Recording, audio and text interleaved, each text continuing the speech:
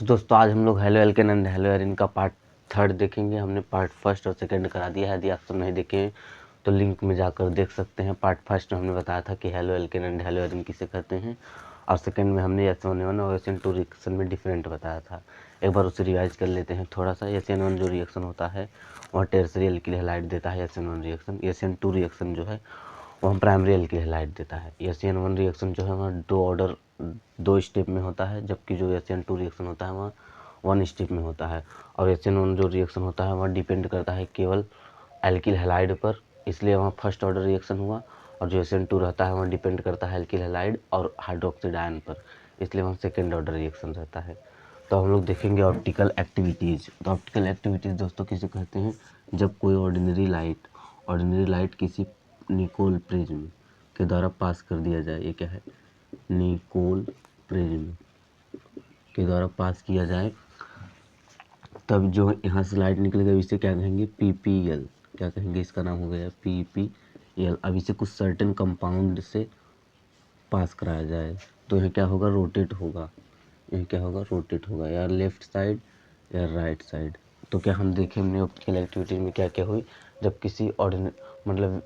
किसी ordinary light को पास करेंगे निकोल प्रिज्म से तो प्रोड्यूस होगा PPL। और इसी PPL को कुछ सर्टेन कंपाउंड से पास करेंगे तो यहाँ रोटेट होगा, या तो वहाँ राइट होगा या तो वहाँ लेफ्ट होगा। इसी एक्टिविटीज़ को क्या कहते हैं, ऑप्टिकल एक्टिविटीज़। अब हम देखते हैं जब यहाँ लेफ्ट होगा तो इसका नाम क्या होगा, इसका नाम होगा डेक्स्ट्रो रोटेटरी।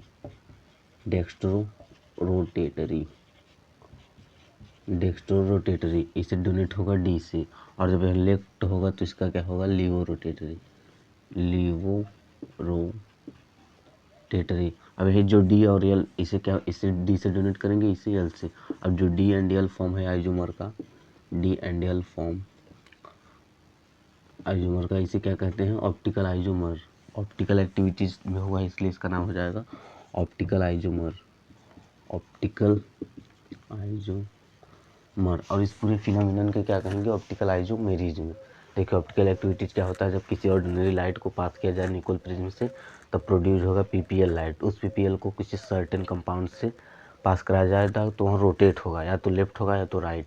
यदि राइट होगा तो उसका नाम होगा डेक्स्ट्रो रोटेटरी मोशन, यदि लेफ्ट होगा तो उसका नाम होगा लीवो रोटेटरी मोशन। यदि राइट होगा तो उसे डोनेट करेंगे D से, और लेफ्ट होगा तो उसे L से। D और L फॉर्म जो आइसोमर का है उसे ऑप्टिकल आइसोमर कहते हैं। इसी पूरे फिनोमिनन के कहते हैं ऑप्टिकल आइसोमेरिज्म। इसी फिनोमिनन के क्या कहते हैं, ऑप्टिकल आइसोमेरिज्म। अब हम सब देखेंगे एलिमिनेशन रिएक्शन क्या होता है, जो हाइड्रोजन होता है वह अल्फा कार्बन से एलिमिनेट होता है, जो हाइड्रोजन होता है वह बीटा कार्बन से एलिमिनेट होकर और HX बन जाता है और उधर अल्किन का फॉर्मेशन हो जाता है। इस रिएक्शन कहते हैं एलिमिनेशन रिएक्शन। माने एलिमिनेट हो रहा है कौन, हाइड्रोजन फ्रॉम अल्फा कार्बन और hydrogen from beta carbon. Hydrogen देखिए कैसे लोग, क्योंकि हाइड्रोजन की इलेक्ट्रोनेगेटिविटी ज़्यादा है, इसलिए यहाँ जो बॉन्ड था इससे अपनी तरफ खींच लेगा, इस पर माइनस चार्ज आएगा, इस पर प्लस। और जो हाइड्रोजन है और कार्बन, तो कार्बन की इलेक्ट्रोनेगेटिविटी ज़्यादा है इसलिए इलेक्ट्रॉन को खींच लेगा, इस पर माइनस चार्ज आएगा, इस पर प्लस। तो यहाँ प्लस और यहाँ माइनस, यहाँ दोनों जुड़ जाएगा और यहाँ माइनस यहाँ प्लस, यहाँ एक बॉन्ड बन जाएगा। इस बॉन्ड का फॉर्मेशन हुआ है यहाँ और HX जुड़े हैं यहाँ। इसी पूरे रिएक्शन को कहते हैं एलिमिनेशन रिएक्शन। लेकिन जब जो बीटा कार्बन है वहाँ एक से ज़्यादा हो जाए तब इस स्थिति में क्या होगा, इसी स्थिति को लेते हुए एक अलेक्जेंडर जैटसेप थे जिन्होंने एक रूल निकाला था 1875 में। उन्होंने बताया था कि जो डबल बॉन्ड का कार्बन एटम होता है उससे greater number of alkyl group अगर जुड़ा हो तो ही प्रीफर्ड प्रोडक्ट होगा। इसमें एग्जाम्पल के तौर पर देखते हैं दोस्तों, जैसे CH3 CH2 CH और ये CH3 और यहाँ जोड़ दीजिए Br। अब देखिए इसका एक हम क्या करेंगे, यहाँ हाइड्रोजन है तो यह क्या हो गया, अल्फा कार्बन, अल्फा बीटा, यह भी बीटा, यहाँ गामा, यहाँ डेल। तो इसका दो प्रोडक्ट अगर हम बनाएंगे, तो क्या होगा, एक इसको एज इट इज लिखेंगे CH3 CH2। तो सबसे पहले हम हाइड्रोजन यहाँ से रिमूव कर रहे हैं, ठीक है। जैसे इसमें 2 H है तो 1 H ऐसे करके, और यहाँ से H Br का प्रोडक्ट बना रहे हैं और इसको ऐसे लिख रहे हैं, ठीक है। तो H Br तो हमारा अलग कर दे रहे हैं, HBr तो हमारा अलग हो गया। अब CH3 CH2 फिर CH डबल बॉन्ड CH और ये CH3 डबल बॉन्ड CH क्यों है दोस्तों, क्योंकि यहाँ से हाइड्रोजन और Br हटा है तो इस पर आ जाएगा प्लस, इस पर आ जाएगा माइनस, इसकी वजह से यहाँ एक बॉन्ड का फॉर्मेशन किया है। अब इसमें यही बॉन्ड का फॉर्मेशन इससे करेगा तो CH3 CH2 CH2 CH double bond CH3। तब जो डबल बॉन्ड कार्बन एटम है इससे ज़्यादा number of alkyl group attach है, मिथाइल इथाइल, इससे इधर मिथाइल, इधर ज़्यादा है लेकिन दोनों साइड का रहना चाहिए, methyl ethyl propyl methyl ethyl, इधर बस मिथाइल।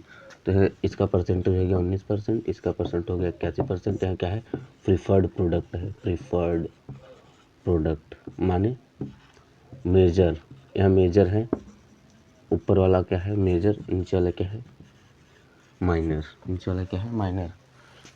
तो एलिमिनेशन रिएक्शन हमने क्या देखा कि एलिमिनेशन रिएक्शन एक रिएक्शन है जिसमें हाइड्रोजन रिमूव होगा फ्रॉम अल्फा कार्बन से, हाइड्रोजन रिमूव होगा फ्रॉम बीटा कार्बन से, एल्किन का फॉर्मेशन होगा, उसे कहते हैं एलिमिनेशन रिएक्शन। यदि बीटा जो हाइड्रोजन है वहाँ ज़्यादा रहे एक से, तब अलेक्जेंडर जेटसेफ एक 1875 में एक रूल देते हैं कि जिधर डबल बॉन्डेड कार्बन एटम ज़्यादा रहे, यदि उधर number of alkyl group greater attached रहे तब क्या होगा, उसी के एग्जाम्पल को लेते हुए हमने ये किया है। इधर देखिए डबल बॉन्ड से ज़्यादा नंबर ऑफ एल्किल ग्रुप है इसलिए यह मेजर प्रोडक्ट हुआ, और इधर जो है डबल बॉन्ड से कम number of alkyl group attached है इसलिए इधर माइनर प्रोडक्ट लिए हैं। अब हम लोग देखेंगे ऑर्गेनोमेटेलिक कंपाउंड क्या होता है, उससे पहले इसे इरेज कर देते हैं। तो दोस्तों ऑर्गेनोमेटेलिक कंपाउंड क्या होता है, जिसमें कंटेनिंग होता है कार्बन और मेटल, जिसमें कार्बन और मेटल कंटेनिंग होता है उसे कहते हैं ऑर्गेनोमेटेलिक कंपाउंड। विक्टर ग्रिग्नार्ड ने एक रिएजेंट का डिस्कवर किया था जिसका नाम है ग्रिग्नार्ड रिएजेंट, क्योंकि विक्टर ग्रिग्नार्ड ने खोजा था इसलिए इसका नाम ग्रिग्नार्ड रिएजेंट निकल गया। तो उसको उन्होंने बनाया था कैसे, RX प्लस RMGX। ये क्या हो गया, विक्टर ग्रिग्नार्ड ने खोजा था RMGX इसलिए क्या हो गया RMG। अब यहाँ जो RMG बॉन्ड होता है यह बहुत ही कोवेलेंट होता है, RMGX यहाँ क्या होता है कोवेलेंट होता है लेकिन हाईली पोलर होता है। अब H2O को तोड़ेंगे तो H प्लस OH में माइनस हो जाएगा, इधर तोड़ेंगे तो MgX जो है वह प्लस और R जो है वह माइनस में हो जाएगा। तो जो RMG बॉन्ड है वह कोवेलेंट है लेकिन हाईली पोलर है इसलिए वह रिएक्ट करता है सोर्स ऑफ प्रोटॉन माने हाइड्रोजन, और देता है हाइड्रोकार्बन। क्या देता है हाइड्रोकार्बन। तो RMG bond is covalent but highly polar and react with source of proton to give hydrocarbon. RH यहाँ क्या है हाइड्रोकार्बन, और हमें क्या मिला है, यहाँ तीर के बार है प्लस MgOH और यहाँ X, MgOH तो हमें क्या मिला हाइड्रोकार्बन। तो इससे हमें क्या समझ में आया कि जो विक्टर ग्रिग्नार्ड थे वहाँ एक रिएजेंट खोजे थे RMGX जिसका नाम है ग्रिग्नार्ड रिएजेंट क्या करता है, जो उसमें RMG बॉन्ड होता है वहाँ कोवेलेंट रहता है लेकिन हाईली पोलर, इसलिए वह react with source of proton से रिएक्ट कर और हमें देता है हाइड्रोकार्बन। क्या देता है हमें हाइड्रोकार्बन।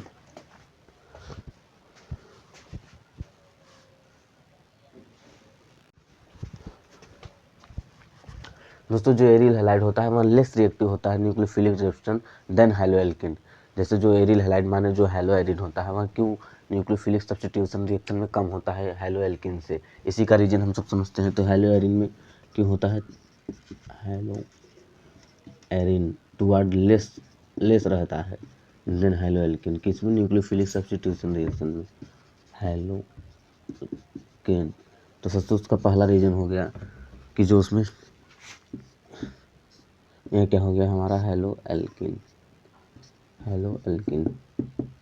तो क्या होता है दोस्तों, जो इसमें यहाँ पाई लोन पेयर का इलेक्ट्रॉन रहता है उसमें जो पाई इलेक्ट्रॉन रहता है यह दोनों आपस में क्या होते हैं कंजुकेट करते हैं। कंजुकेशन होता है lone pair of hydrogen atom पर, और जो पाई इलेक्ट्रॉन रहता है उनमें कंजुकेशन होता है। सबसे पहला रीजन ये हो गया, और दूसरा रीजन हो गया तो इसके वजह से इसमें अकर्स होता है पार्शियल डबल बॉन्ड होता है इसलिए यहाँ डिफ़िकल्ट हो जाता है तोड़ने के लिए, डिफ़िकल्ट।